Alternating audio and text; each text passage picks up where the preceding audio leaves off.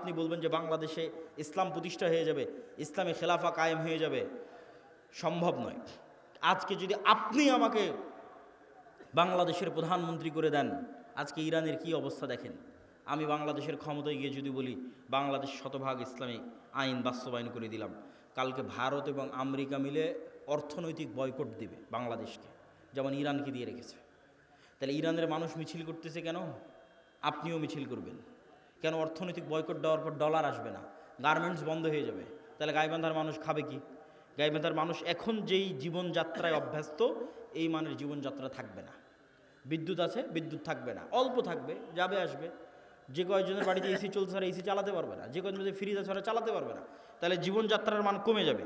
যখনই জীবনযাত্রার মান কমে যাবে তখন বলবে রাখো তোমার ইসলাম, আগের যেটা সেকুলার দেশ ছিল ওটাই ভালো ছিল।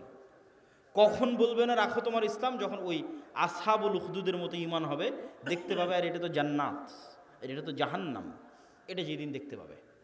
এই লেভেলের ইমান ছাড়া বাংলাদেশের সবচেয়ে পরহেজগার মানুষকে যদি রাষ্ট্র ক্ষমতায় বসিয়ে দেন, ও রাষ্ট্রে ইসলাম প্রতিষ্ঠা করতে পারবে না। বাংলাদেশের মানুষও ওকে টেনে নামাবে যে তুই ক্ষমতায় থাকলে আমরা খেতে পাই না, টেনে নামাবে। কিন্তু যখন মনে করবে যে আমি খেতে পাচ্ছি না, এটাই কোরআনের ওই আয়াত, আম হাসিবতুম আন তাদখুলুল জান্নাহ ওয়ালাম্মা ইয়াতিকুম মাসালুল লাযীনা খালাউ মিন ক্বাবলিকুম মাসাতহুমুল বাসা ওয়াদ দাররা ওয়া যুলজিলু হাত্তা ইয়াকুলার রাসূলু ওয়াল লাযীনা আমানু মাআহু মাতা নাসরুল্লাহ। দুনিয়ার মানুষ, জান্নাত কি তোমাদের নানির বাড়ি? জান্নাত কি তোমাদের মামার বাড়ি? আল্লাহ বলছেন আম হাসিবতুম আন তাদখুলুল জান্নাহ, মনে করে নিলার জান্নাতে চলে গেলা, অথচ তোমাদের অতীতে যারা চলে গেছে তারা যে পরিমাণ কষ্ট সহ্য করেছে, তারা যে পরিমাণ আল্লাহর পরীক্ষার মুখোমুখি হয়েছে, সেই পরিমাণ পরীক্ষা দুঃখ কষ্ট তোমরা কিছুই ভোগ করনি, আর বলছো জান্নাতে চলে যাব? সম্ভব নয়। সম্মানিত উপস্থিতি, ঈমান বিল গায়বে ইয়াকিন। গায়েব মানে না দেখা জিনিসকে দেখতে পাওয়া। চোখ বন্ধ করলে আপনি দেখতে পাচ্ছেন যে কবরে কি হয়, জান্নাতে কি হয়, এটা দেখাও সহজ। দু একটা সহজ বুদ্ধি বলে দিই, কেমনে দেখতে পাবেন। আল্লাহ প্রত্যেক স্তরে পরের স্তরের আলামত দিয়ে রেখেছে। আমরা এখন দুনিয়ার স্তরে আছি, এর পরের স্তর কবরের স্তর।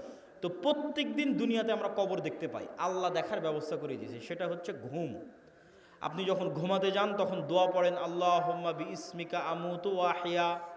আল্লাহ তোমার নামে ঘুমাতে যাচ্ছি। জি না, যদি হতো আল্লাহ তোমার নামে ঘুমাতে যাচ্ছে, তাহলে আরবি হতো আল্লাহুম্মা বিইসমিকা আনামু ওয়া আইকাজ। তাওহীদ ভাই আছে, বুঝতে পারতেছে, আরও যারা আরবি বুঝবে তারা বুঝতে পারবে। তাহলে তখন দোয়ার অর্থ কি হবে? যে আল্লাহ তোমার নামে ঘুমাতে যাচ্ছি, তোমার নামে ঘুম থেকে উঠবো। কিন্তু আল্লাহ দোয়া বানিয়েছে আল্লাহুম্মা বিইসমিকা আমুতু, আল্লাহ তোমার নামে মরতে যাচ্ছি, ওয়া আহইয়া, তোমার নামে মরা থেকে জীবিত হব। এবার সকালবেলা কি দোয়া শিখিয়েছে? আলহামদুলিল্লাহ ইল্লাযী আহইয়ানা বা'দামা আমাতানা। কি আশ্চর্য! বলে আল্লাহ মরে গেছিলাম রাতের বেলা, মরা থেকে এখন জীবিত হলাম। বা'দামা আমাতানা, মৃত্যুর পর। আল্লাহ রাতে মৃত্যু সংগঠিত হয়ে গেছিল, মৃত্যুর পর সকালবেলা তুমি জীবিত করে দিয়েছো। এটা হলো দোয়া। তাহলে প্রত্যেক দিন আমরা কবরে যাচ্ছি, প্রতি রাতে যখনই ঘুমাই তখনই কবরে যাই। ওটাই বারজাখির জীবন। বারজাখি জীবন ওই রকমই, কাছাকাছি। সেটা স্বাদ আল্লাহ সুবহানাহু ওয়া তাআলা দেন। যদিও রুহের পার্থক্য ভেদে বারজাখি জীবনে এক একজনের এক এক রকম হবে। যেমন যারা শহীদের রূহ, এরা পাখি হিসেবে জান্নাতে উড়বে, তাদের খাবারের ব্যবস্থা থাকবে। যারা শহীদের রুহের চাইতে উপরের লেভেলের রূহ, তারা আল্লাহর আরশে ঝুলন্ত থাকবে, বাতির মতো, আলোক বাতির মতো। আল্লাহ যারা তাদের চেয়েতেও টপ লেভেলের রূহ, নবীদের রূহ, তো নবীরা আরও টপ লেভেলের লাইভ জীবনযাপন করবে বারজাখে, লাইভ জীবনযাপন বারজাখে। মুসা আলাইহিস সালামের সাথে সাক্ষাৎ হচ্ছে, মসজিদে আকসায় নামাজ পড়তেছে মুহাম্মদ সাল্লাল্লাহু আলাইহি ওয়াসাল্লামের পিছনে। ইব্রাহিম আলাইহিস সালামের সাথে সাক্ষাৎ হচ্ছে। সবাই তো মরে গেছে, সবাই তো বারজাখি জীবনে আছে, কিন্তু নবীদের রূহ আরও আপার কোয়ালিটি, ওদের বারজাখি জীবনের ধরন আরও ভিন্ন, আরেকটু লাইভ। আর সাধারণ মুসলমানের রূহ ইল্লিয়িনে থাকবে যদি মুমিন হয়, আর কাফের, মুশরিক, ফাসিক, মুনাফিক হলে সিজ্জিনে থাকবে। এবার যখন চলে গেছে ইল্লিয়িনে, যখন চলে গেছে বারজাখি জীবনে, ওখান থেকে এবার জাহান্নাম দেখা যাবে প্রতিদিন, ওখান থেকে এবার জান্নাত দেখা যাবে প্রতিদিন। যেমন দুনিয়াতে প্রতিদিন কবর দেখা যাচ্ছে, প্রতিদিন ঘুমাচ্ছি, প্রতিদিন কবরে যাচ্ছি। এবার যখন কবরে চলে যাব, মানে চিরন্তন ঘুমে চলে যাব, তখন প্রতিদিন জান্নাত দেখব, জাহান্নাম দেখব। যে জাহান্নামের অধিকারী সে জাহান্নাম দেখবে, যে জান্নাতের অধিকারী ওই জান্নাত দেখবে। এবার কিয়ামত হওয়ার পর তখন সেখানে বাস্তবে প্রবেশ করবে। সম্মানিত উপস্থিতি, বারজাখি জীবন। ঠিক কিয়ামতকে ভিজুয়ালাইজ করতে পারতে হবে। জান্নাতকে ভিজুয়ালাইজ দেখতে, চোখ বন্ধ করলে যেন জান্নাত দেখা যায়। আপনার কাছে চিরন্তন চিরস্থায়ী আনন্দ কোনটা? আজকে আপনার বাপ মা ভাই বোন সবার সাথে বিচ্ছেদ হয়ে গেল, আপনার বাবা মারা গেছে, দাদা মারা গেছে, তাদের সাথে আর জীবনে কোনো দিন দেখা হবে না, এটা অনেক কষ্টের। আর যদি মনে করেন না আবারও এই গাইবান্ধা, এই শাখাহাতি, এই বালুয়ার গ্রামে যদি আমার বাবা মা ভাই বোন সবাইকে নিয়ে একসাথে থাকতে পারতাম, বিশাল বাড়ি হতো, আর যদি কোনো দিন মৃত্যু না হতো, সবাই যদি একসাথে মিলেমিশে আনন্দে কাটাতে পারতাম, তাহলে এই স্বপ্ন জান্নাতে পূরণ হবে। তাহলে জান্নাতে আসল জীবন, দুনিয়ার জীবন জীবন নয়। আমরা এই যে ঢাকা থেকে রওনা দিয়ে আপনার এই শাখাহাতিতে যতক্ষণ অপেক্ষা করতেছি, রুহের জগৎ থেকে সফর শুরু হয়ে জান্নাতে যাওয়া পর্যন্ত দুনিয়ার সময় অতটুকু। আমি এই যে আধা ঘন্টা আগে এসেছি, আর আধা ঘন্টা পর এখান থেকে বের হয়ে যাবো, 1 ঘন্টা সময় যতটুকু, রুহের জগৎ থেকে সফর শুরু হয়ে জান্নাতে যাওয়ার পর্যন্ত এই দুনিয়ার 60 বছরের জীবন ততটুকু, বাস্তবেও ততটুকু। কিয়ামতের মাঠে মানুষ উঠে বলবে, আরে দুনিয়াতে তো আমরা একদিন ছিলাম। বাস্তবেও আপনি এখন কল্পনা করে দেখেন যে আপনার গত 30 বছর চোখের পলকে পার হয়ে গেছে। মনে হবে আরে কয়দিন ছিলাম আমি দুনিয়াতে। ঠিক যখন মরার সময় কাছে চলে আসবে 60 বছর, তখনও মনে হবে আরে 2-1 দিনের মধ্যে সময় তো পার হয়ে গেল। এই একই অনুভূতি কিয়ামতের মাঠে যখন উঠবেন, ধরো দুনিয়াতে তো ছিলামই না, 1 দিন কি 2 দিন ছিলাম দুনিয়াতে। এটাই আল্লাহ বলে যে দুনিয়ার জীবন 1 ঘন্টার সমান, আধা ঘন্টার সমান। শুধু ধৈর্য ধরলেই হয়, একটু ধৈর্য ধারণ করলেই হয়। আল্লাহ সুবহানাহু ওয়া তাআলার কাছে পৌঁছার জন্য প্রস্তুত থাকার চেষ্টা করতে হবে। এটা ঈমান বিল গায়বে ইয়াকিন, এটা ছাড়া মুসলমানদের মুক্তি হবে না। আর 2টা কাজ করতে হবে মুসলমানদেরকে। টাকা ইনকাম করার কথা বলেছি, আরও 2টা কাজ আছে। 1, নেতা হওয়ার জন্য 2টা শর্ত পূরণ করতে হবে। সত্যবাদিতা, ন্যায়পরায়ণতার শর্ত, শিক্ষা এবং জ্ঞানের শর্ত। বুঝেন, আল্লাহ সুবহানাহু ওয়া তাআলা এই পৃথিবীকে যেই ফাংশনের উপর ডেভেলপ করেছে, এই ফাংশন সবার জন্য সমান। এই যে মোবাইল, এই মোবাইলের যেখানে চাপ দিলে লাইট জ্বলবে, এখানে যদি আমি চাপ দিই তাও লাইট জ্বলবে। এখানে ডোম চামার ম্যাথর মুচি হিন্দু বৌদ্ধ খ্রিস্টান যে চাপ দেয় তাও লাইট জ্বলবে, কেননা ওটা ওইভাবেই ফাংশন করা আছে। তো আল্লাহ এই পৃথিবীকে কিছু সিস্টেমের উপর ডেভেলপ করেছে। এখানে কিছু বাটন আছে, যেই সমস্ত বাটনে চাপ দিলে পরের রেজাল্ট বের হয়ে আসে। তো আল্লাহ তার নিজের তৈরি করা নিয়ম ভাঙ্গে না, খুব কম ভাঙ্গে। আল্লাহ আগুনকে তৈরি করেছে পোড়ানোর জন্য। ওই যে আসহাবুল উখদুদ, ওরা কত তাকওয়াবান পরহেজগার, ওরা আগুনের মধ্যে ঢুকে গেছে, আগুন পুড়িয়ে দিয়েছে। আগুন বলেনি যে এরা আল্লাহওয়ালা মানুষ, এদের পুড়াবো না। আল্লাহ তরবারিকে তৈরি করেছে কাটার জন্য। আল্লাহর নবী চাচা হামজা পর্যন্ত কেটে গেছে তরবারিতে। তরবারি বলেনি আরে এটা তো হামজার শরীর কাটবো না, না, নিয়ম নিয়ম। আল্লাহ খুব কম সময় নিয়ম ভাঙে। শুধুমাত্র ইব্রাহিম আলাইহিস সালামের সময় নিয়ম ভেঙেছে। আগুনকে বলছে, আগুন কুলনা ইয়া নারু কুনি বারদাম ওয়া সালামান আলা ইব্রাহিম, তোমার কাজ পোড়ানো, তবে আজকে নয়। কিন্তু সাধারণত আল্লাহ নিয়ম ভাঙে না। তাহলে আল্লাহ পৃথিবীকে তৈরি করেছে একটা নিয়মের উপর। সেই নিয়মটা হচ্ছে যে জ্ঞান এবং শিক্ষার বাটনে চাপ দিবে, ও অটোমেটিক শক্তিশালী এবং নেতা হয়ে যাবে। এটার উপর পৃথিবী দাঁড়িয়ে আছে। পৃথিবীর ফাংশনের মধ্যে একটা ফাংশন, যে জ্ঞান এবং শিক্ষা অর্জন করবে ও অটোমেটিক শক্তিশালী হবে, নেতা হবে। এখন ইহুদি খ্রিস্টান, ইউরোপ, আমেরিকা, ইসরায়েল, তাদের ছেলেমেয়েরা জ্ঞান এবং শিক্ষা অর্জন করবে, আর গাইবান্ধা, মহিমাগঞ্জ, গোবিন্দগঞ্জের যুবকেরা যদি free fire, PUBG, Facebook, IPL, BPL, জুয়া, অনলাইন বেটিং, নেশা, বিড়ি, সিগারেট, গাঁজা এগুলো নিয়ে ব্যস্ত থাকে, তাহলে আল্লাহ বলবেন না যে এই ইহুদি খ্রিস্টানেরা তোরা যতই জ্ঞান অর্জন কর, তোদেরকে নেতা বানাবো না। আমার গাইবান্ধা, গোবিন্দগঞ্জে একটা মদখোর, জুয়াখোর বান্দা আছে, ওকে নেতা বানাবো। কথা কি আমার বোঝা যায়? আল্লাহ সুবহানাহু ওয়া তাআলা তার নিয়ম ভাঙবেন না। অতএব তুমি যদি মনে করো আমাকে নেতা হতে হবে, তাহলে ওই বাটনে চাপ দিতেই হবে যেই বাটন নেতা হওয়ার জন্য আল্লাহ পৃথিবীতে দিয়ে রেখেছে, সেটা হচ্ছে জ্ঞান এবং শিক্ষা। জ্ঞান অর্জন করতে হবে, পড়তে হবে। আদম আলাইহিস সালাম সবচেয়ে জ্ঞানী, আল্লাহ সুবহানাহু ওয়া তাআলা সবচেয়ে জ্ঞানী। জ্ঞান আল্লাহর বৈশিষ্ট্য, জ্ঞান আদম আলাইহিস সালামের বৈশিষ্ট্য। তলুতকে নেতা বানানো হয়েছে জ্ঞানের কারণে। অতএব যুবক সমাজ, তোমাদের জ্ঞান অর্জন করতে হবে। তারপরের পয়েন্ট কি? ন্যায়পরায়ণতা, সত্যবাদিতা। বানু ইসরাইলের ইতিহাস বহু বক্তব্যে আমি আলোচনা করেছি। বানু ইসরাইলের ইতিহাসের সামারি কি? নবীর সন্তানেরা কিভাবে গোলাম হয়ে গেল, গোলাম হওয়ার কারণে কি কি বিকৃতি আসলো। এই যে এক্ষুনি ইউসুফ আলাইহিস সালামের গল্প বললাম, ইব্রাহিম, ইসহাক, ইয়াকুব, ইউসুফ, তাদের ছেলেরাই বানু ইসরাইল। এরা ফেরাউনের গোলাম হয়ে গেল। 300 বছর গোলাম থাকলো। গোলাম হওয়ার পর মুসা আলাইহিস সালাম এসে এদের বাঁচালো। বাঁচানোর পর গোলামির কারণে কি কি পরিবর্তন হলো নবীর ছেলেদের? ইব্রাহিমের ছেলেদের কি কি পরিবর্তন আসলো গোলামির কারণে? আল্লাহ বলছেন যাও যুদ্ধ করতে হবে জেরুজালেমে। নবীর ছেলেরা কি বলে? ইজহাব আনতা ওয়া রাব্বুকা ফাকাতিলা, তুমি আর তোমার আল্লাহ গিয়ে যুদ্ধ করো। তারা ইব্রাহিম আলাইহিস সালামের ছেলে। আল্লাহ বলছেন এটা তাওরাত, ঈমান আনো। নবীর ছেলেরা কি বলছে? লান নুমিনা লাকা হাত্তা নারাল্লাহ জাহারাতান, যতক্ষণ তোমার আল্লাহকে স্বচক্ষে না দেখছো ততক্ষণ ঈমান আনবো না। আরে তুই তো এখনই দেখলি যে ফেরাউন ডুবে মরল, আর কি দেখা লাগবে? এখনই ওর চোখের সামনে ফেরাউন ডুবে মরেছে।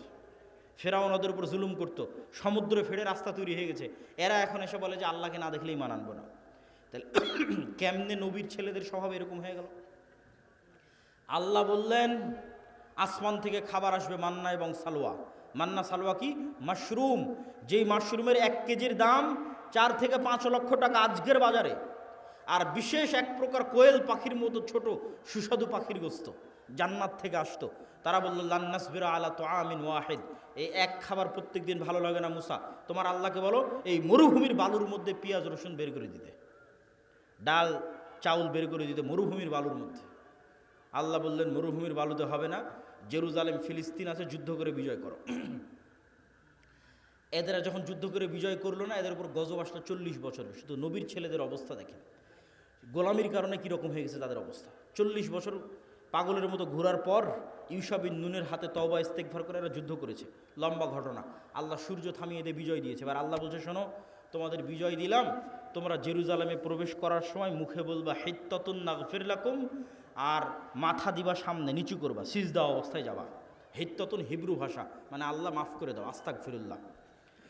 এরা কি করলো? ঢোকার সময় পিছন আগে দিল, মুখে বলল হিনতাতুন, গমের দানা। কোরআনে এগুলো বর্ণনা করা আছে, কোরআন থেকে বলতেছে। কি অবস্থা দেখেন নবীর ছেলেদের। এই ধোকাবাজি, এই 2 নম্বরই কোথায় শিখলো? ফেরাউনের গোলামি করতে গিয়ে ধোকাবাজি 2 নম্বরই শিখেছে। তাহলে ধোকাবাজি 2 নম্বরই, ছল চাতুরি, গোলামির স্বভাব। স্বাধীন আত্মমর্যাদা সম্পন্ন মানুষ 2 নম্বরই রাস্তা জানে না। স্বাধীন আত্মমর্যাদা সম্পন্ন মানুষ মিথ্যা জানে না। স্বাধীন আত্মমর্যাদা সম্পন্ন মানুষ দুর্নীতি জানে না। আব্দুল মুত্তালেব কাফের মুশরিক, আবু তালেব কাফের মুশরিক। ইতিহাস খুঁজে দেন যে আব্দুল মুত্তালেব দুর্নীতিগ্রস্ত। ইতিহাস খুঁজে নিয়ে আসেন, ইতিহাস খুঁজে নিয়ে আসেন। মুহাম্মদ সাল্লাল্লাহু আলাইহি ওয়াসাল্লামের চাচা আবু তালেব 2 নম্বর মিথ্যুক। কঠিন আছে, খুঁজে নিয়ে আসা কঠিন আছে। কেন? আব্দুল মুত্তালেব, আবু তালেব এরা কাফের মুশরিক, হলো ইসমাইলের সন্তান। বানু ইসরাইল ইসহাকের সন্তান, ইব্রাহিমের এক ছেলে ইসহাকের সন্তান, আর এরা ইব্রাহিমের আর এক ছেলে ইসমাইলের সন্তান। আল্লাহর দয়ায় ইসমাইলের ছেলেরা কোনোদিন কারো গোলাম ছিল না। কেন গোলাম ছিল না? আরে মক্কাতে না আছে পানি, না আছে নদী, না আছে সমুদ্র, না আছে ফল ফসল, কি আছে মক্কায় যে কে এসে মক্কা দখল করবে? কেউ মক্কা দখল করেনি। আব্রাহা একবার চেয়েছিল যে এখানে কেন মানুষ ইবাদত করতে যায়, আমি ইয়েমেনে ইবাদতের ঘর তৈরি করব, আমার এখানে ইবাদত করতে আসবে। তো ওখানে মানুষ ইবাদত করতে যায়নি, তো কাবা ঘর ভাঙতে গেছিল আব্রাহা, একবারই। তা আমাদের কেউ ইসমাইলের সন্তানদেরকে কেউ গোলাম বানায়নি।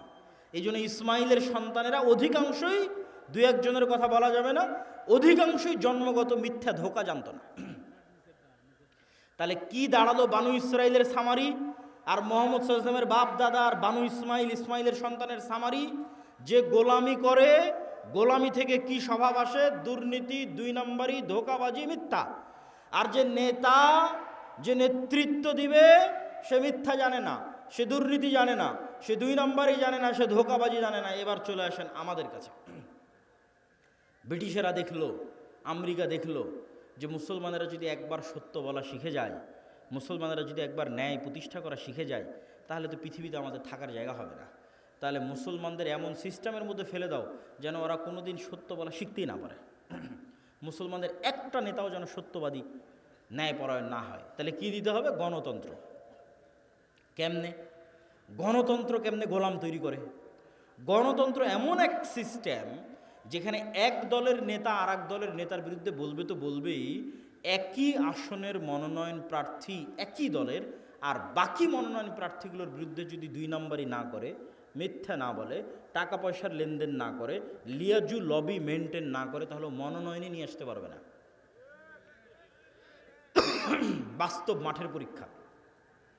আর ইশতেহারে দল নিজেও জানে বাস্তবায়ন করতে পারবে না, মিথ্যা ওয়াদা দিবে, মিথ্যা না বলা শিখলে ভোট পাবে না। আর যারা ভোটার সেও মিথ্যা ওয়াদা দিবে, যত এমপি প্রার্থী আসবে, হ্যাঁ ভাই আপনাকে ভোট দেব, 500-1000 টাকা, 500-1000 টাকা, হ্যাঁ আপনাকে ভোট দেব। ভোটারও মিথ্যুক, এমপিও মিথ্যুক, মনোনয়ন প্রার্থীও মিথ্যুক, এবং সবাই লিয়াজু, লবি, 2 নম্বরই রাস্তা, ধোঁকাবাজি, এগুলো একদম ভোটের দিন পর্যন্ত যদি না করে ও জিতেও আসতে পারবে না। তাহলে এই গণতান্ত্রিক পদ্ধতিতে 300 এমপি নির্বাচিত হয়ে গেল। এখন বানু ইসমাইল আর বানু ইসরাইলের এই যে আগের ফরম্যাট আপনাকে দিয়ে দিলাম, এই ফরম্যাট অনুযায়ী আপনি বলেন যে এই 300 এমপি নেতা না গোলাম? একটু জোরে বলতে হবে, নেতা না গোলাম? গোলাম। এইটা যদি একবার বুঝে গেছেন তাহলে বুঝে গেছেন যে মুসলমানদের সমস্যা কোথায়, মুসলমানদের কাজ কি। এবার তো নেতাদের অনেক দোষ ত্রুটি বললাম, এবার একটু আমাদের দোষ ত্রুটি খুঁজি। আমরা কেমনে বুঝবো যে আমি ন্যায়পরায়ণ আছি কিনা, আমি নেতা হতে পারবো কিনা, আমি সত্যবাদী কিনা? দেখেন, দেশ ঠিক করতে ওসি, ডিসি, এসপি, মন্ত্রী, সচিবালয়ে যারা থাকে এরাই আসল। ক্ষমতায় ডক্টর ইউনূস 2 বছরের জন্য, আগের সরকার 16 বছরের জন্য, নতুন যারা আসবে 5 বছরের জন্য, কিন্তু এই আর্মি, পুলিশ, কোর্ট, জজ, সচিবালয়ে যারা আছে এদের কারো চাকরি যায়নি, এরাই থাকবে। তো এরা যদি বলে যে আমরা আজ থেকে দুর্নীতি করব না, আজ থেকে সত্যবাদী, আজ থেকে ন্যায়পরায়ণ, তো দেশে তো 80% ইসলাম কায়েম হয়ে যাবে। ইসলাম কায়েম হওয়া মানে কি এটাও বুঝতে হবে। ইসলাম কায়েম হওয়া মানে, যদি মনে করেন সবাই 5 ওয়াক্ত সালাত আদায়কারী হবে, ঠিক আছে, সমস্যা নেই। যদি মনে করেন সবাই পর্দা করবে, ঠিক আছে, সমস্যা নেই। কিন্তু কল্পনা করেন যে আজকে গাইবান্ধার শতভাগ মানুষ আজ থেকে 5 ওয়াক্ত সালাত আদায় করতেছে, আর গাইবান্ধার আজকে সব নারী পর্দা করতেছে, কিন্তু এদের অধিকাংশই এখনও 2 নম্বরই করতেছে, মিথ্যা বলতেছে, অন্যের সম্পদ দখল করে নিচ্ছে, দুর্নীতি করতেছে। তাহলে এখানে ইসলাম কায়েম হয়েছে? ইসলাম কায়েম হয়নি। এবার আপনি বুঝবেন কেন বললাম ওসি, ডিসি, এসপি এরা যদি আজ থেকে শতভাগ সৎ হয়ে যায় তাহলে 80% ইসলাম কায়েম হয়ে যাবে। শুধু কি তাই, এই ওসি, ডিসি, এসপি, মিনিস্টার, সচিবালয় যারা আছে এরা আল্লাহকে ধোঁকা দিতে চায়, মানুষকে ধোঁকা দিতে চায়। 2 নম্বরই উপায়ে টাকা ইনকাম করে সেই টাকা দিয়ে হজ করে পাপ ক্ষমা করতে চায়। নাউজুবিল্লাহ। এই পাগলদেরকে কে বুঝাবে যে তুমি যে অবৈধ টাকা দিয়ে হজ করছো ওটা তো কবুল হয়নি, কোনো সমস্যা নাই, তোমার মনের স্বাদ যে তুমি হজ করবা, তোমার মনের স্বাদ যে তুমি একটু মসজিদ কমিটির মেম্বার হবা, টাকা পয়সা দিবা, দান করবা, তো তুমি দান করে জানে কি পাবা, হজ করে জানে কি পাবা, তার চেয়ে তো সিক্রেট তোমার কাছেই আছে, এর চেয়ে বেশি নেকি পাওয়ার। সেটা কি? রাসূল সাল্লাল্লাহু আলাইহি সাল্লাম বলছেন, সাবআতু ইউদিল্লুহুমুল্লাহ ইয়াউমা লা দিল্লা ইল্লা দিল্লুহ, ইমামুন আদিল, যে 7 শ্রেণীর মানুষকে আল্লাহ বিশেষ ছায়া দিবে। তার 1 নম্বরে তাহাজ্জুদ গুজারকে অতিক্রম করে 1 নম্বরে চলে গেছে, দানবীরকে অতিক্রম করে 1 নম্বরে চলে গেছে, যে ওসি তার পদে বসে কিন্তু চুল পরিমাণ অন্যায় করে না, মিথ্যা বলে না। আল্লাহু আকবার। যে ডিসি, যে এসপি, যে প্রিন্সিপাল তার পদে বসে কিন্তু চুল পরিমাণ অন্যায় করে না, মিথ্যা বলে না, এটা 1 নম্বরে চলে গেছে, ইমামুন আদিল। তাহলে তুমি অন্যায় উপায়ে সুদ ঘুষ নিয়ে টাকা ইনকাম করে হজ দান করতে চাচ্ছ, এটা তো চরম বোকামি। তুমি যেখানে দায়িত্ব পালন করছো ওখানে সত্যবাদিতার ন্যায়ের সাথে দায়িত্ব পালন করো, ওটাই ইবাদত। এবার আপনাদেরকে বলি, আপনি আপনার একটা উদাহরণ, আপনার বোনকে আপনার পিতার সম্পত্তিতে ন্যায়ের সাথে সম্পত্তি বুঝিয়ে দিয়েছেন কিনা? যদি হ্যাঁ হয় তাহলে আপনার নেতা হওয়ার সম্ভাবনা আছে, যদি না হয় তাহলে আপনার মধ্যে বানু ইসরাইলের গোলামির স্বভাব বিরাজ করতেছে, আপনি গোলাম, আপনার পরবর্তী 14 প্রজন্ম গোলাম। নেতা হতে চাইলে আগে নিজেকে ন্যায়পরায়ণ হতে হবে, যে না, আমার বাবা যা জমি দিয়ে গেছে আমি আজকেই ন্যায়ের ভিত্তিতে আমার বোন যা পায় সেটা আমি বুঝিয়ে দেব।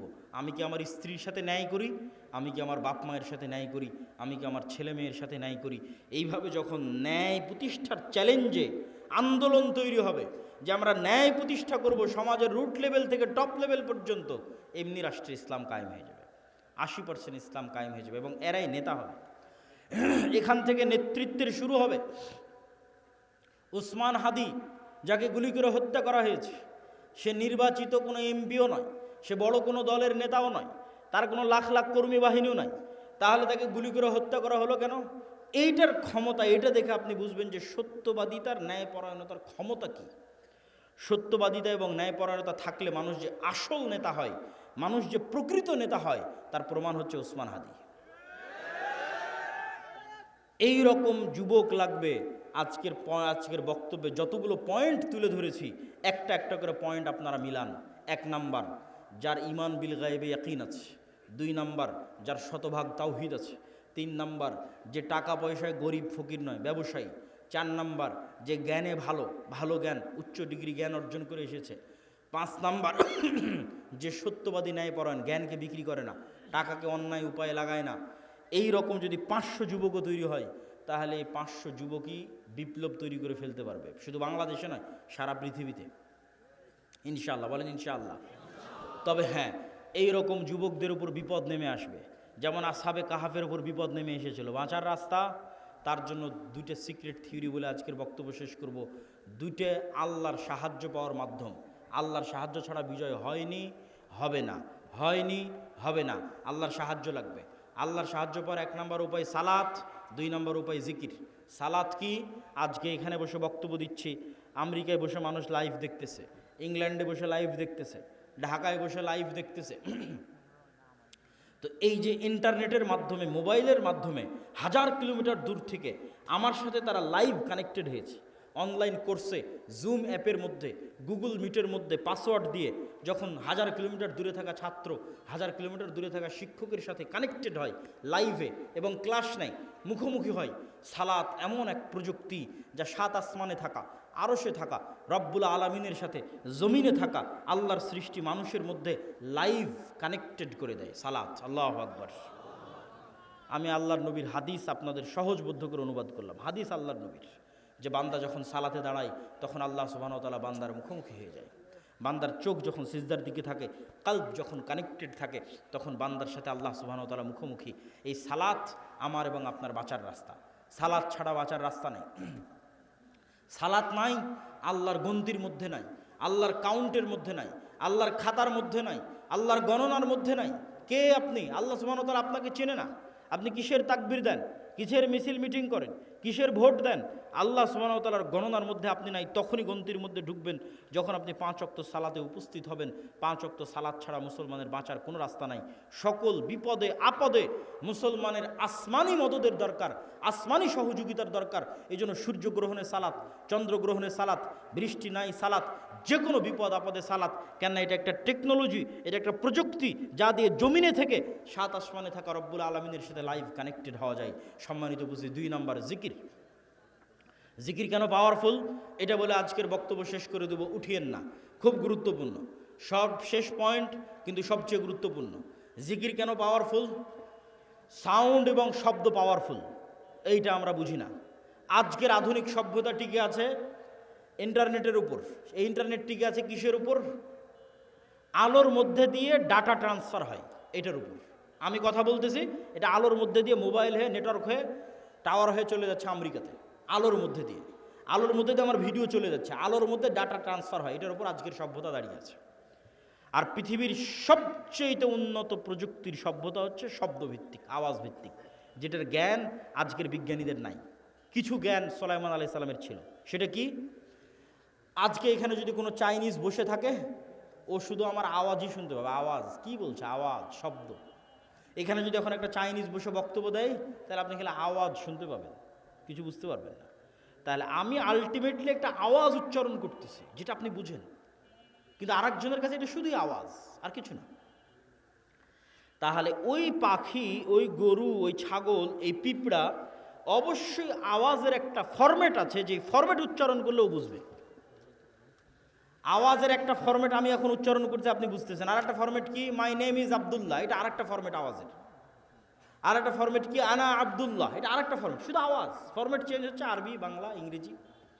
এইরকমই একটা ফরম্যাট চেঞ্জ হবে। তাহলে পিঁপড়া যে উঠতে হাঁটতেছে, ওই যে মশা বসে আছে, ও বুঝবে যেটা কি আওয়াজ দিল রে।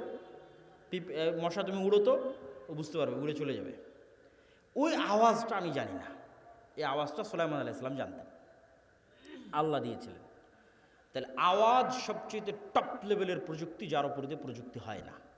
একটা উদাহরণ বলি, সুলাইমান আলাইহিস সালাতু ওয়াস সালাম বললেন, রানী বিলকিসের সিংহাসনকে নিয়ে আসতে হবে। ইফরিত নামক জিন বলল, আমি নিয়ে আসব, আপনি এখানে বসে আছেন, বসা থেকে উঠার পূর্বে নিয়ে আসব।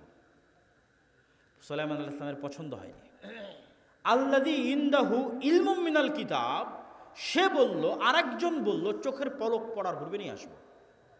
তো ওর বর্ণনা দিতে গিয়ে আল্লাহ কোরআনে বলছে, যার কাছে কিতাবের জ্ঞান আছে সে বলল, সে মানুষ কি জিন আল্লাহ ভালো জানে। আল্লাহ বলছেন, যার কাছে কিতাবের জ্ঞান আছে সে বলল, চোখের পলক পড়ার পূর্বে সিংহাসন আপনার সামনে উপস্থিত হবে। তাহলে ইফরিত নামক জিন গায়ের জোরে সিংহাসন নিয়ে আসতে চেয়েছে, আর যে বলল যার কাছে কিতাবের জ্ঞান আছে এখন জ্ঞানের জোরে সিংহাসন নিয়ে আসবে। এ আবার কি জ্ঞান?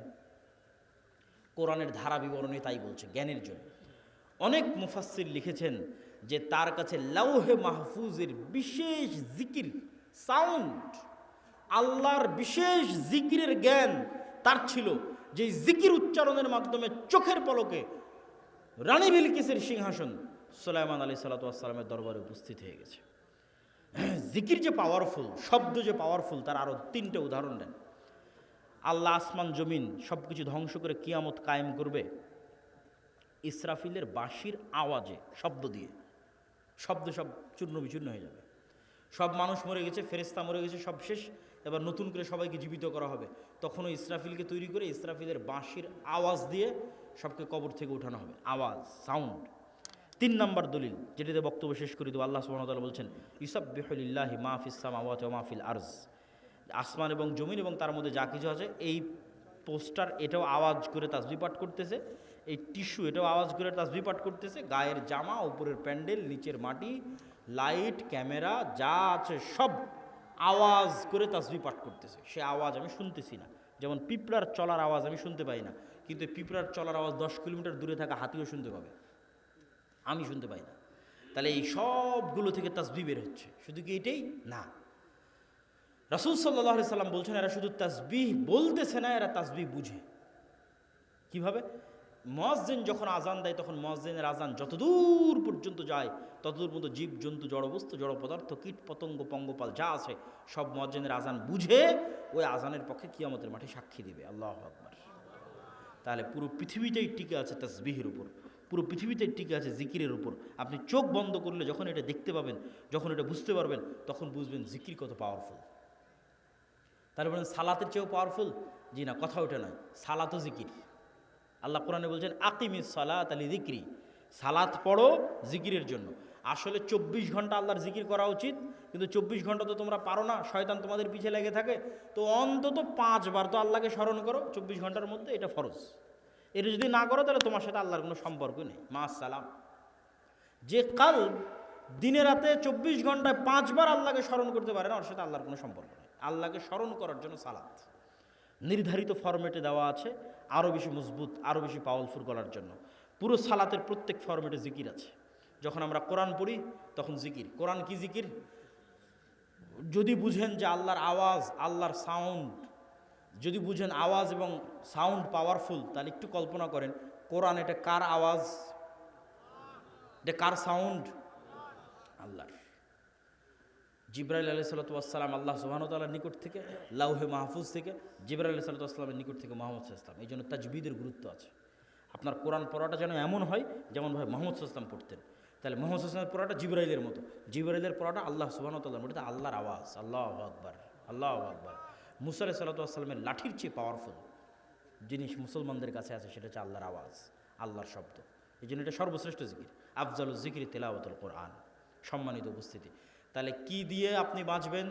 নেতা হতে চান, ইসলামী বিপ্লব করতে চান, 2টা জিনিস লাগবে, সকাল সন্ধ্যার জিকির, 5 ওয়াক্ত সালাত, পারলে রাতেরও সালাত। আল্লাহ সুবহানাহু ওয়া তাআলা আমাদেরকে আজকের বক্তব্যের উপর আমল করার তৌফিক দান করুক, আল্লাহুম্মা আমিন। আজকের বক্তব্য পুরোটাই লিখিত আকারে আল্লাহর পথে যাত্রা বইয়ের মধ্যে আছে, যেটা আজকে আমাদের সাথে একটা গাড়িও আসতে পারিনি, গাড়ি অ্যাক্সিডেন্ট করার কারণে। এই জন্য আজকে বই পুস্তক আছে কিনা আমি জানি না, তবে না থাকলে আপনারা সংগ্রহ করার চেষ্টা করবেন। এই আল্লাহর পথে যাত্রা বইটা প্রত্যেক মসজিদ, মাদ্রাসা, স্কুল, কলেজ, লাইব্রেরিতে দৈনিক অন্তত 1 পৃষ্ঠা করে হলেও পড়া উচিত। মহিমাগঞ্জ কামেল মাদ্রাসাতেও অন্তত 1-1.5 পৃষ্ঠা করে পড়া উচিত, বাস্তবায়ন করা উচিত। পাঠচক্র সকল মসজিদ মাদ্রাসা, আল্লাহর পথে যাত্রা আর মাসিক আল ইতিসাম। এই বলে আমি আমার আজকের বক্তব্য শেষ করছি। প্রশ্ন উত্তর আপনারা ধীর স্থিরভাবে ধীরস্থিরভাবে থাকেন, তাড়াহুড়া করার কিছু নাই। শাইখ সালাম নেবেন। আমার প্রশ্ন হলো, কোনো ব্যক্তি সূরা কেরাত মুখ এবং ঠোঁট নাড়িয়ে না পড়ে সম্পূর্ণরূপে যদি ঠোঁট বন্ধ থাকে তাহলে এটা পড়া হলো না, এটাকে পড়ার মধ্যে ধরা হয় না। ঠোঁট নড়তে হবে, জিহ্বা নড়তে হবে, আওয়াজ হোক অথবা না হোক। শাইখ সালাম নেবেন। আমার প্রশ্ন হলো, এই শীতকালে আমাদের এলাকায় প্রায় সকল মসজিদে ফজর সালাতের আজান ওয়াক্ত শুরু হওয়ার অন্তত 20-30 মিনিট পূর্বে দেওয়া হয়। এইটা যদি দেওয়া হয় তাহলে অবশ্যই সংশোধন করার চেষ্টা করতে হবে। এখন তো আধুনিক যুগ, মোবাইল অ্যাপস সব জায়গায় নির্ধারিত সময় দেওয়া আছে কখন সুবে সাদেক হচ্ছে। কোনো ব্যক্তি ব্যাংকে টাকা রেখে কিছু সুদসহ মূলধন ফেরত পেয়েছে, উক্ত সুদের টাকা গ্রাহক নিতে ইচ্ছুক, তবে কি তিনি উক্ত টাকা কোনো অনিচ্ছুক নিকট আত্মীয় এতিমকে দান করে দিতে পারবেন? মানুষকে দিয়েন না, জনকল্যাণমূলক কাজে নেকির আশা ছাড়া ব্যয় করে দেন। সেটা যেমন ব্রিজ, কালভার্ট, টয়লেট, বাড়িঘর, এগুলো খাওয়ার মধ্যে দিয়েন না। শায়েখ, আমি বিভিন্ন সমস্যার সম্মুখীন, এমন অবস্থা বেশি বেশি দান করতে পারছি না। এমত অবস্থা একটা আমল শিখিয়ে দিন যা বিপদ থেকে রক্ষা করবে। সকল আমলকে কভার দিতে পারে জিকির। সকল আমলের কভার দিতে পারবে জিকির। যারা দান করতে পারতেছে না তার দানের নেকিও পাবে জিকির দিয়ে। হজ উমরায় যেতে পারতেছে না টাকার কারণে, তারা হজ উমরার নেকি পাবে জিকির দিয়ে। সিজদায় সব ধরনের দোয়া পাঠ করা যাবে কি ফরজ সালাতে? প্রথমত সালাতে আরবি ছাড়া অন্য কোনো দোয়া পড়া উচিত নয়, এটা 1 নাম্বার। 2 নাম্বার, ফরজ সালাতে তো একদমই সম্ভব নয়। 3 নাম্বার, এমন কোনো সমস্যা নাই যেই সমস্যার বিপরীতে মুহাম্মদ সাল্লাল্লাহু আলাইহি ওয়াসাল্লাম এবং আল্লাহর পক্ষ থেকে আরবিতে দোয়া নাই, এরকম এমন কোনো সমস্যা নেই। তাহলে ওই বাক্যটা আপনি উচ্চারণ করলেন যেই বাক্যটা ওহির মাধ্যমে এসেছে। আপনি নিজে বানিয়ে যেটা বলবেন ওটা কত পাওয়ারফুল হবে বলেন? আর যেটা ওহির মাধ্যমে এসেছে, আল্লাহ কবুল করেছে, লা ইলাহা ইল্লা আনতা সুবহানাকা ইন্নী কুনতু মিনাজ জালিমিন, এটাকে আল্লাহ একবার কবুল করেছে। রব্বানা যালামনা আনফুসানা ওয়া ইল্লাম তাগফির লানা ওয়া তারহামনা লানাকুনান্না মিনাল খাসিরিন, এটাকে আল্লাহ একবার কবুল করেছে। এই জন্য নবী রাসূলেরা যে বিপদে পড়ে যে দোয়া করেছে ওটা কষ্ট হলেও ওই ভাষায় আরবিতেই পড়া উচিত। সারা জীবন দিনের উপর টিকে থাকার উপায় কি? সালাতের সাথে, মসজিদের সাথে, কোরআনের সাথে, এই 3টার সাথে সম্পর্ক যদি ছিন্ন না হয়, আশা করি মরা পর্যন্ত ইমানের উপর থাকা যাবে। আর এই 3টার কোনো একটার সাথে সম্পর্ক ছিন্ন হয়ে গেলে ইমানের সাথে থাকা কঠিন হয়ে যাবে। সালাত, মসজিদ, কোরআন। ইসলামে তো জাতীয়তাবাদ হারাম, তাহলে প্রশ্ন করেছে আর কি, জাতীয়তাবাদ কি? প্রথম কথা হচ্ছে, জাতীয়তাবাদ বলেন, গণতন্ত্র বলেন, সমাজতন্ত্র বলেন, এগুলো সবই হচ্ছে এক একটা মূর্তি, নতুন যুগের, আধুনিক যুগের মূর্তি, যেটা এই যুগের আজরেরা তৈরি করেছে। এই যুগের, নতুন যুগের আজরদের তৈরি করা এই মূর্তি যতক্ষণ না ভাঙ্গা হচ্ছে ততক্ষণ পর্যন্ত মুসলমানদের বিজয় সম্ভব নয়। কিন্তু কিভাবে ভাঙবে তার ব্যবস্থা আল্লাহ সুবহানাহু ওয়া তাআলা করে রেখেছেন। সময়ের সাথে ভাঙবে, আমাদেরকে আমাদের ঈমান ধরে রাখতে হবে। ওমর রাদিয়াল্লাহু তাআলা আনহুকে দেখে শয়তান পালাতেন, সে তো মানুষ ছিল, তো তার ভিতর কি বিশেষত্ব ছিল যে তাকে দেখে শয়তান পালাতো? দেখেন, শয়তানের অস্তিত্ব আছে, জিনের অস্তিত্ব আছে, তারা আমাদের দেখতে পায়। আপনাকে উদাহরণ দেয়, একটা বন্দি ঘরের মধ্যে যদি একটা পাখি বা একটা মুরগি ছেড়ে দেন, ওই পাখিটা জানালা খুঁজে পাবে না, ফুকার খুঁজে পাবে না যে কোন দিক দিয়ে বের হবে, শুধু বাড়ি খাবে। কিন্তু আপনি ঠিকই দেখতে পাচ্ছেন আর এই দিক দিয়ে ফাঁকা আছে, যায় না কেন? তাহলে ওই পাখির দেখা আর আপনার দেখা সমান নয়। কুকুর আপনাকে আপনার মতো করে দেখে না, কুকুর আপনার গন্ধর সঙ্গে আপনাকে চেনে, এভাবে দেখে না আপনি যেভাবে আমাকে দেখছেন, যে কত ফিট লম্বা, কতটুকু দাঁড়িয়ে আছে, সাদা না কালো, এইভাবে দেখে না। আমার গায়ে কালো জামা আছে না সাদা, এইভাবে চিনে না কুকুর আমাদেরকে, কুকুর গন্ধে চিনে। তাহলে এক একজনের এক একটা সীমাবদ্ধতা আছে। আমরা জিন আর ফেরেশতাকে দেখতে পাচ্ছি না, কিন্তু ওরা ঠিকই আমাদের দেখতে পাচ্ছে, এখানেই আছে কিন্তু আমাদের দেখতে পাচ্ছে। তাহলে জিন এবং ফেরেশতারা আছে। আর জিন এবং ফেরেশতার সাথে মানুষের সম্পর্ক তৈরি হওয়া, মানুষের সাথে সম্পর্ক নষ্ট হওয়া, এগুলো বাস্তব। এটা নূরের সাথে যখন কালবের সম্পর্ক বেশি হয়, ফেরেশতার সাথে যখন কালবের সম্পর্ক বেশি হয়, তখন ওখানে শয়তানের অস্তিত্ব থাকে না। সালাম দিয়ে ঢুকলেন, শয়তান থাকবে না। বিসমিল্লাহ বলে খাবেন, শয়তান থাকবে না। পবিত্র থাকবেন, শয়তান থাকবে না। কোরআন তেলাওয়াত করবেন, শয়তান থাকবে না। তাহলে এগুলোতে আপনি কাকে অ্যাক্সেস দিচ্ছেন? ফেরেশতাকে, নূরকে। এগুলো নাই, উল্টাটা ঘটতেছে। সালাম দিয়ে ঢোকে না, কোরআন পড়ে না, নামাজ পড়ে না, পবিত্র থাকে না, সালাত আদায় করে না, তার উপর আবার বাড়িতে ছবি আছে, মূর্তি আছে, বাড়িতে কুকুর আছে। তাহলে ওখানে কি আছে? শয়তান আছে। তাহলে ওমর রাদিয়াল্লাহু তাআলা আনহুর কালবের নূর এতটা পাওয়ারফুল ছিল এবং তার সাহস এতটা, এবং আল্লাহ সুবহানাহু ওয়া তাআলার পক্ষ থেকে বিশেষ মর্যাদা তার জন্য, যে তাকে দেখে শয়তান পালিয়ে যেত। আমি একজন জার্নালিস্ট, আমার প্রশ্ন হলো, প্রতিবেশী বলতে যে বাড়ির পাশে বাস করে সে, না যে তার পছন্দের মসজিদের সাথে সম্পৃক্ত সেখানকার মুসল্লিরা সবাই প্রতিবেশী? আপনার সদ্য লেখা আল্লাহর পথে যাত্রা এটা আল্লাহর পথে যাত্রা বইয়ের মধ্যে আলহামদুলিল্লাহ ওই রকমের কোনো বড় ভুল ত্রুটি নাই। কিছু হয়তো হাদিসের নাম্বার বা ইত্যাদি সংলগ্ন কিছু থাকতে পারে, তো সেগুলো আমাদের কিছু সংশোধনী চলতেছে, বাট মৌলিক আলোচনায় কোনো ভুল ত্রুটি নাই। কী জন্য? এই বইটা সরাসরি সালাফে সালেহিনদের বইয়ের সারমর্ম। মানুষ হয়তো পড়ে মনে করবে যে আমি আমার ব্রেন থেকে বইটা বের করলাম কিনা, না, এরকম কিছু না। এই বইয়ের মধ্যে কোন কোন বইয়ের সারমর্ম আছে বলে দিই। বিশেষ করে আল্লামা ইবনুল কাইয়িম রাহিমাহুল্লাহর বলা যায় 4-5টা বইয়ের সারমর্ম আছে। আদ-দা ওয়াদ দাওয়া, আল ওয়াবিলুস সাইয়্যিব, ঠিক আছে। জিকিরের উপর ইবনুল কাইয়িম রাহিমাহুল্লাহর যে বই, অন্তরের সুস্থতা অসুস্থতার উপর তার যে বই, তাকদীরের উপর তার যে বই শিফাউল আলিল, এই বইগুলোর সারমর্ম আছে। ঠিক আকীদার উপর যে বইগুলো আরবিতে লেখা হয়েছে কিতাবুত তাওহীদ, কিতাবুত তাওহীদের সারমর্ম আছে। আল্লাহর নামের ব্যাখ্যা ইবনুল কাইয়িম রাহিমাহুল্লাহ যা যা লিখেছেন সেগুলোর সারমর্ম আছে। তারপরে শেখ সালেহ আল উসাইমিন তিনি আল্লাহর নামের উপর যে বই লিখেছেন সেটার সারমর্ম আছে। তারপরে ইমাম গাজ্জালির ইহিয়া উলুমউদ্দিন, সেই ইহিয়া উলুমউদ্দিন বইয়ের সারমর্ম আছে। এরকম সালাফে সালিহিনের লেখা বিভিন্ন বইয়ের সারমর্ম এই বইয়ের মধ্যে আছে। এটা আমার নিজের পক্ষ থেকে লেখা নয়, মানে সরাসরি আমার নিজের আবিষ্কার এরকম নয়। মুসলিম কি অন্য ধর্মের লোককে বিয়ে করতে পারবে যদি আহলে কিতাব হয় এবং মুশরিক না হয়? আজকের যুগের আহলে কিতাবেরা বেশিরভাগই মুশরিক। এই জন্য আজকের যুগের আহলে কিতাবদের সাথে বিবাহকে সকল আলেম ওলামার মতে জায়েজ নয়, বেশিরভাগ মুশরিক হওয়ার কারণে। তবে কোনো আহলে কিতাব যদি পাওয়া যায় সে আহলে কিতাব মুশরিক নয়, তাহলে বিবাহ করা যেতে পারে। আর মুসলমানদের সাথে তো যাবেই, বাকি মুশরিকদের সাথে কোনো মতেই যাবে না। আমি যদি কোরআন ও সহিহ হাদিস মেনে চলি তাহলে আমি নিজেকে মুসলিম বলতে পারি না, আহলুল হাদিস না বললে কি সমস্যা আছে? যদি সমস্যা না থাকে তাহলে আপনারা আহলুল হাদিস পরিচয় দেন কেন? এটা আসলে সমস্যা না সমস্যার বিষয় নয়। বাতিল ফেরকা যদি তৈরি না হতো এই নামগুলো জীবনও আসতো না। শিয়ারা তৈরি হওয়ার কারণে, খারেজিরা তৈরি হওয়ার কারণে সাহাবীরা আহলুস সুন্নাহ নামটা ব্যবহার করতেন। আর সাহাবীদের মধ্যে আগে থেকে মুহাজির আনসার এই নামগুলো প্রচলিত ছিল। তারই ধারাবাহিকতায় আরও অনেক নাম পরবর্তীতে এসেছে, তার মধ্যে আহলুল হাদিসও একটি নাম। রাসূল সাল্লাল্লাহু আলাইহি ওয়াসাল্লাম নবুয়তের আগেই তো ওনার বুক চিরে শয়তানের অংশ বের করা হয়, বুকে ঈমান ও হিকমা দেওয়া হয়। নবুয়তের পর হালিমার পশু ফসলে বরকত দেওয়া হয়।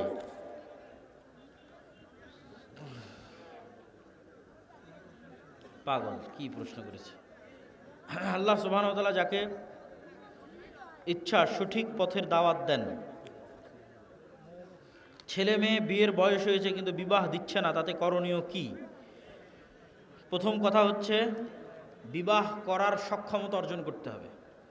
তোমার টাকা পয়সার ইনকাম নাই, বিয়ে করে নিয়ে আসবা, পরের দিন ভালোবাসা জানালা দিয়ে পালিয়ে যাবে, ভালোবাসা টিকবে না, ডিভোর্স হবে, সম্পর্ক নষ্ট হবে। তাহলে টাকা পয়সা উপার্জন করতে হবে, উপার্জন করেই বিয়ে করতে হবে। আর ধৈর্য ধরার জন্য কি করতে হবে?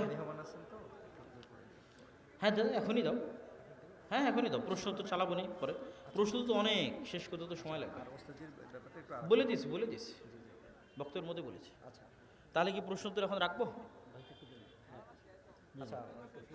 ও আসসালামু আলাইকুম রহমতুল্লাহ। না না না কথা বলেন, 2 মিনিট বলেন। আপনি কি শুরু থেকে ছিলেন? আচ্ছা দাও ওনাকে। উনি রাস্তায় অ্যাক্সিডেন্ট করেছে এখানে মোকামতলাতে। আমার বক্তব্য শেষ, সমস্যা নেই।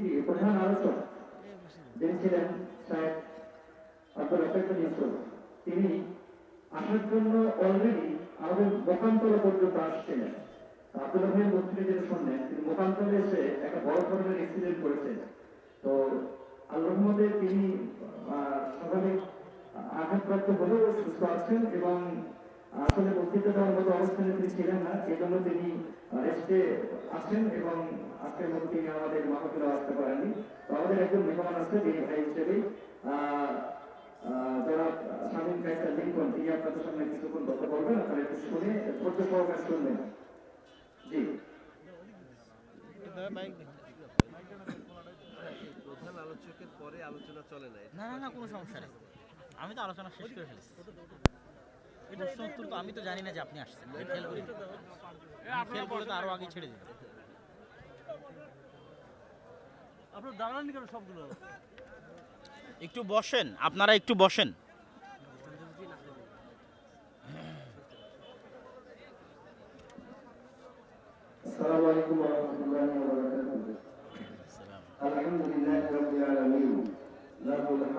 الحسن والثناء الجميل وأشهد أن لا إله إلا الله وحده لا شريك له يقول الحق وهو يهدي السبيل وأشهد أن سيدنا ونبينا وحبيبنا وحبيب ربنا محمدا صلى الله عليه وسلم عبده ورسوله صلى الله تعالى عليه وعلى آله وأصحابه والتابعين له بإحسان إلى يوم الدين أما بعد الحمد لله যাবতীয় প্রশংসা মহান আল্লাহ রাব্বুল আলামিনের অগণিত দরুদ ও সালাম প্রিয় মুহাম্মদ রাসূলুল্লাহ সাল্লাল্লাহু আলাইহি ওয়াসাল্লামের প্রতি আল্লাহুম্মা সাল্লি আলাইহি আল্লাহুম্মা বারিক আলাইহি।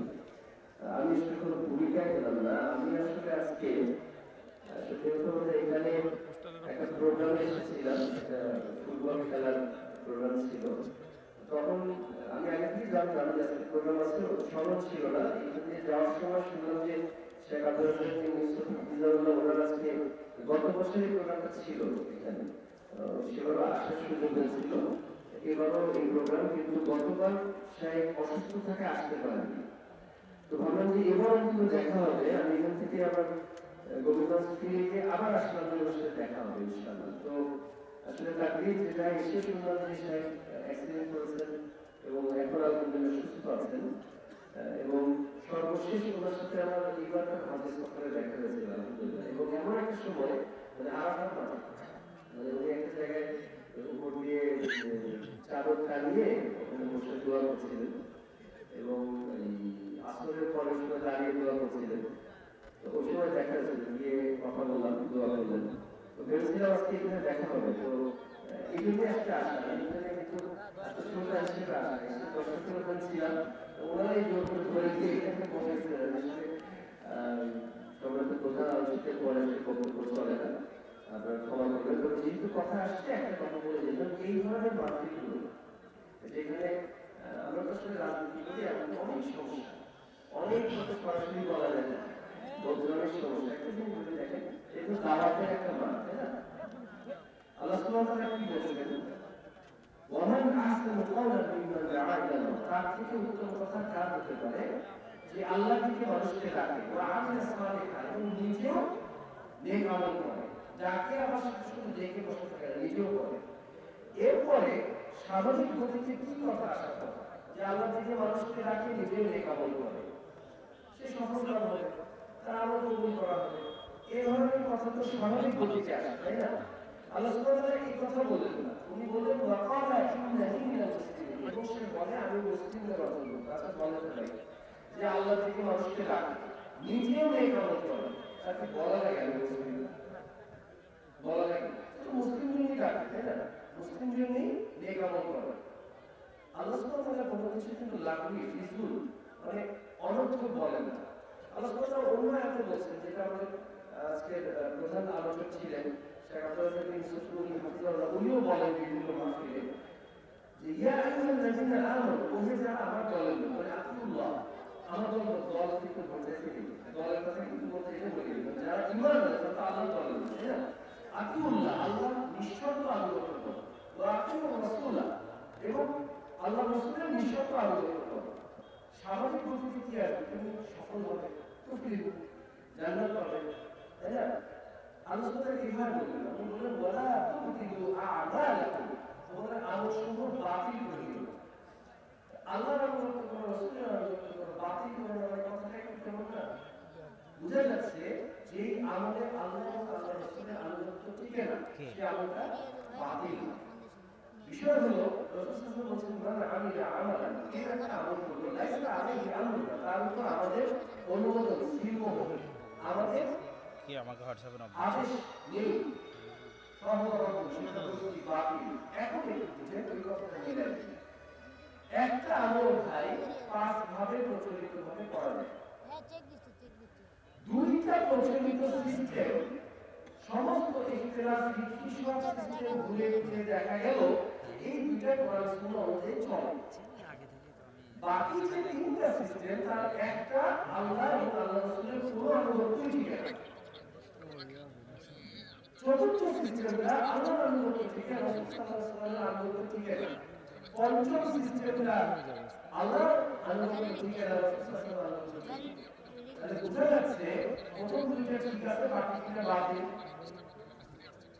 আমি তো রাজনীতি করি, একটু বেশি বলা যাচ্ছে না। এখানে যে মহলটা বোঝা যাচ্ছে সমাজকে ইশারায় কাটিয়ে একটা কথা বলে বুঝে যাবেন। আল্লাহ রাসূল সাল্লাল্লাহু আলাইহি ওয়াসাল্লাম যদি হায়াত যতদিন ছিল, সালাম ফিরানোর পরে একবার তার উরুর মধ্যে হাতটা এইভাবে বাড়ি করতেন প্রতি ওয়াক্তে। ওয়াল্লাহি আল্লাহর কসম, ওয়াল্লাহি আল্লাহর কসম, ওয়াল্লাহি আল্লাহর কসম, কিয়ামত পর্যন্ত সালাম ফিরানোর পরে এইভাবে বাড়ি না দেওয়া পর্যন্ত সালাত কবুল হতো না। যদি সেটা ইবাদতের মধ্যে থাকে, খুব বেশি বলা যাচ্ছে না ভাই। কেন? আল্লাহ রাসূল করেছেন, আমরা কেন জানি না, উনি করেন নাই। তো বুঝতে হবে ইসলাম মানে আত্মসমর্পণ করে, সেখান থেকে মুসলিম। মুসলিম মানে যে আত্মসমর্পণ করে। ওই যে বাকি তিনটা পদ্ধতি একটা আমলের, যেটাতে একটাতে আল্লাহ রাসূলের কারো অনুমতি থেকে না, আরেকটাতে একজনের থেকে আরেকজনের থেকে না, বাকি দুইটা থেকে। সেগুলোতে আমার খুব মজা লাগে আমার কাছে। মানুষ অনেক ভালো দেয়, প্রকৃতিও কিছু পাওয়া যায়, কিন্তু আমি ওই দুইটাকে নিয়ে বাকি দুইটাকে ছেড়ে দিলাম। মানুষ যতই আমাকে বাহবা দেয়, মানুষ যতই আমাকে খুবই আক্রান্ত রোগী সমৃদ্ধি বা আমাকে পকেটেও কিছু দেয়, কিন্তু আমি যখন আল্লাহর রাসূলের কথা মেনে আমি আমার মানুষকে ডাকলাম, এবং সাথে নিজে ওই দুইটা করলাম, বাকি কিছু দুইটা আলেম ছেড়ে দিলাম। তারা হতাশা হয়ে বা কোনো কারণে যারা জানে না ওখানে গেল, এরকম কি করা যায়? আল্লাহ সুবহানাহু ওয়া তাআলা আমাদেরকে জেনে বুঝে এটা কি ইফেক্টিভ হবে? সঠিক কি আমল করতে যাচ্ছেন? করে মানে প্রচলিত বাতিল মেডিকেল আমল এবং গুলোকে ছেড়ে ইউনিভার্সিটিতে দেওয়ার কিন্তু তৌফিক দান করুন। ছেলেপেলে আকুলু কওলি হাযা আস্তাগফিরুল্লাহ লি ওয়া লাকুম ওয়া লিসাইরিল মুসলিমিন ফাস্তাগফিরুহু ইন্নাহু হুয়াল গফুরুর রাহিম। আসসালামু আলাইকুম ওয়া রাহমাতুল্লাহি ওয়া বারাকাতুহু। এটা অ্যানাউন্স করে দাও। এই ওটা বলে পিসটা কিন্তু এখানে এখানে এখানে দাও, এখানে দাও।